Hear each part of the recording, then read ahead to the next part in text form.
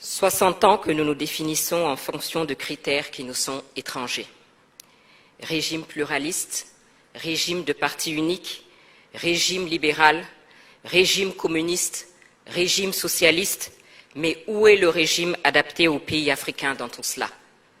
60 ans de mascarade électorale, tenez-vous bien, entre 1960 et 1989, sur 102 élections présidentielles, le président en exercice a remporté les élections avec en moyenne 92%. Les partis du pouvoir ont obtenu en moyenne 83% des voix. Et dans 29 pays sur 47 en Afrique, les partis d'opposition n'ont jamais été représentés. Et nous parlons de démocratie. Plus de 60 ans d'instabilité. Sur 486 coups d'État tentés depuis 1950 dans le monde, 214 dont 106 réussis ont eu lieu en Afrique, soit un coup d'État par an dans au moins 2 États africains.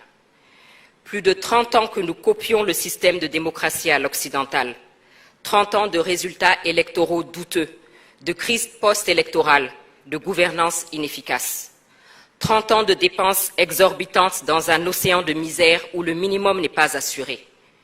125 milliards de dollars ont été dépensés entre 2000 et 2018 en Afrique subsaharienne pour organiser des élections.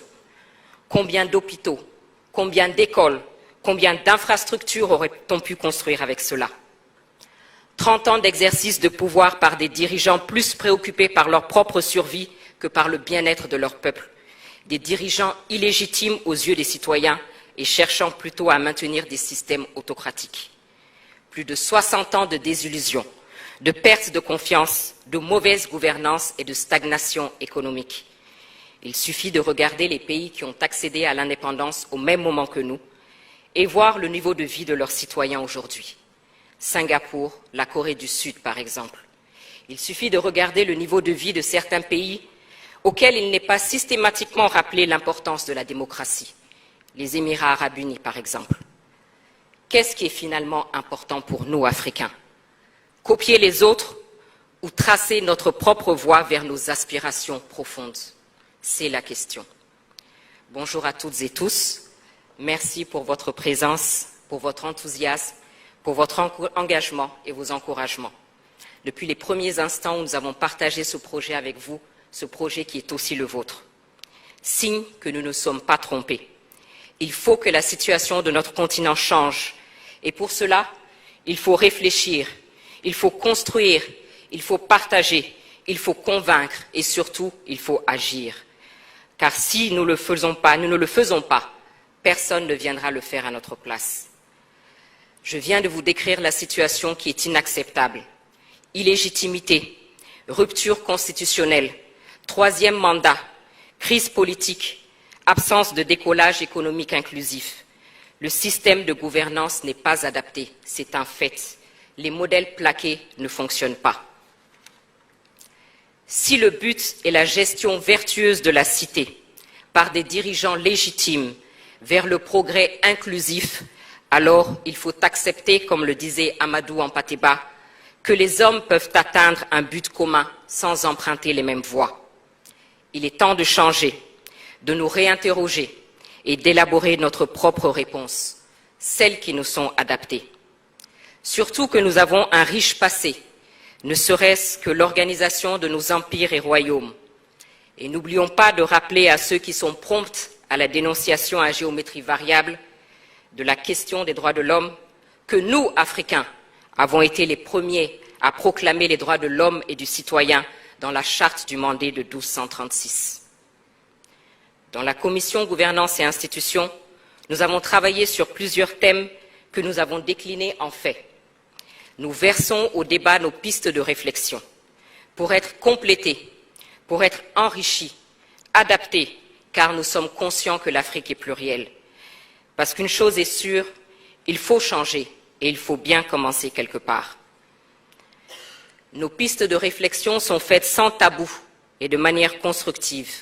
Nous nous interrogeons sur ce qui ne fonctionne pas, notamment la question de la légitimité de nos dirigeants. Ils sont élus sur le papier à l'issue de processus dont la transparence peut clairement être mise en doute dans plusieurs cas. Il est normal qu'à la moindre crise, il ne bénéficie d'aucun soutien de la population et soit balayé parce que considéré comme illégitime. D'autant plus que dans plusieurs États africains, nous avons des monarques qui règnent sans contre-pouvoir, sinon sur le papier, et ne rendent pas compte. Le débat sur la limitation des mandats qui nous a été imposé est une autre piste de réflexion. Est-il adapté à notre situation actuelle, nous, Africains? Chaque 5 ans, chaque 7 ans, ce sont des violences électorales, des coups d'État constitutionnels. Est-ce la priorité dans des États en crise comme les nôtres? Et ceux qui nous insufflent cette obligation ne se sont pas gênés pour ignorer superbement cette disposition constitutionnelle lorsque eux-mêmes étaient en crise. Souvenez-vous du président Roosevelt des États-Unis, élu pour 4 mandats, et je ne parle pas du général de Gaulle, président de 1958 à 1969. Nous voyons tous la situation de nos États. Pourquoi ne pas dépasser ce débat et se poser les vraies questions qui sont: comment désigner des dirigeants qui gouverneront et travailleront uniquement au service d'une vision partagée? Autrement dit, qu'est-ce qui est important pour nous, Africains? Est-ce que ce n'est pas ce qu'on fait du mandat et non sa durée? Et face à un dirigeant dont le pouvoir dévie, il faut avec responsabilité réfléchir aux mécanismes de destitution, des mécanismes connus de tous et encadrés. Parce qu'actuellement, vous l'aurez constaté, le mode de destitution le plus utilisé est le coup d'État. Les coups d'État, parlons-en. Un proverbe malien dit qu'après une chute, ne t'intéresse pas au lieu de ta chute, mais à ceux qui t'a fait tomber. Au-delà des condamnations quasi automatiques, ne faut-il pas s'interroger sur la cause de ces coups d'État? Et pourquoi ils suscitent à chaque fois un espoir de changement pour nos populations? Mais également, ne faut-il pas que nous arrêtions les faux fuyants et que nous considérions la question de l'armée, qui est clairement un acteur à part entière dont il faut définir le rôle? À côté de nos dirigeants, la question des acteurs de la gestion de la cité, le citoyen, la société civile et les partis politiques est aussi une piste de réflexion. Le citoyen a voix au chapitre uniquement au moment des élections. Nos sociétés civiles sont moribondes ou devenues des instruments aux mains des puissances étrangères. Et les partis politiques voient leur nombre exploser et sont souvent devenus des moyens d'accéder aux postes ministériels ou autres avantages plutôt que de participer à faire avancer le débat. J'ai parlé de légitimité tout à l'heure. Justement, ceux qui en bénéficient sont nos légitimités traditionnelles, dont la place est connue, acceptée, respectée de tous. Ne devrions-nous pas leur redonner leur place, les remettre au centre, à équidistance des jeux politiques et assurer leur indépendance financière? Ces pistes de réflexion sur lesquelles nous travaillons concernent donc nos institutions internes, bien entendu, mais cela est valable pour nos institutions régionales et sous-régionales. En zone francophone, les résultats de ces institutions sont plus que mitigés quand elles ne sont pas sous la coupe d'influences et d'agendas étrangers.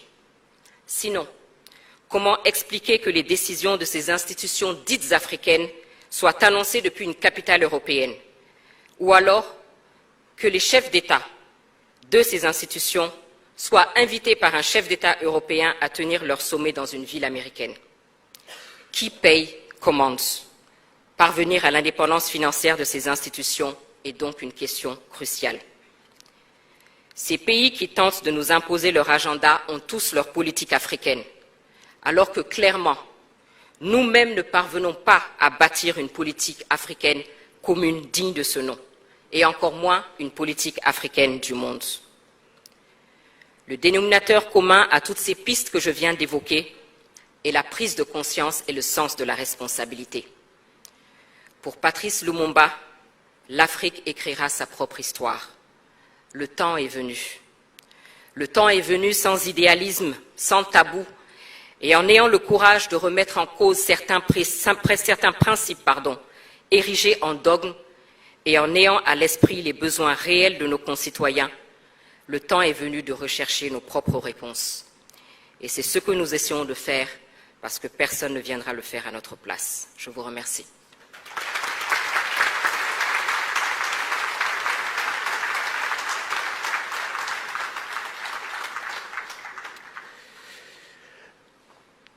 Je pose une autre question.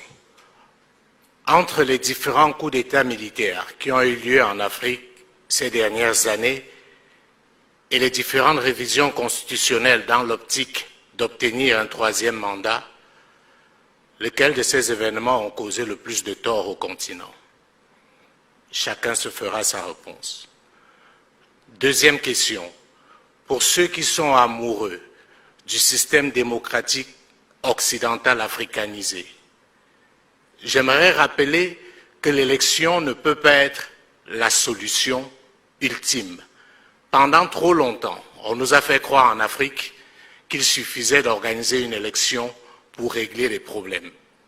L'un des exemples les plus patents, c'est celui de la Côte d'Ivoire, où en pleine crise, dans un pays divisé, avec une rébellion armée, on a proposé aux Ivoiriens comme solution l'organisation des élections.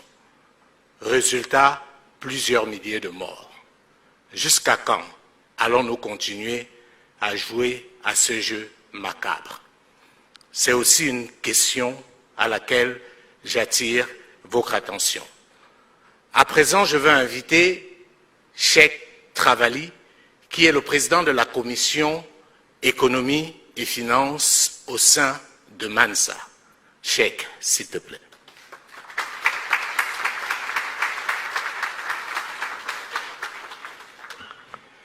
Merci.